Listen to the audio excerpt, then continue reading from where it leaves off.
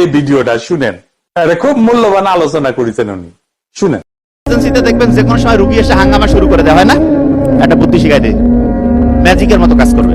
আসছে না, যেই লোক ইমার্জেন্সিতে এসে হাঙ্গামা শুরু করছে দেখবেন যে চিল্লা হাল্লা মুক্তমুখ করে, কিন্তু আপনি তো বুঝছেন যে ওনার ব্রেইনের প্রিফ্রন্টাল কর্টেক্স হিপ্পোক্যাম্পাসের মধ্যে ডিসকানেকশন শুরু হয়ে গেছে। বলবেন যে দেখেন আপনার রুগীর ট্রিটমেন্ট ভালো হবে, আপনার একটা কাজ করতে হবে। রুগীর ট্রিটমেন্ট ভালো হবে যে হ্যাঁ ঠিক আছে, বুক করে আপনি শ্বাস নেন, ধরে রাখেন, ছাড়েন।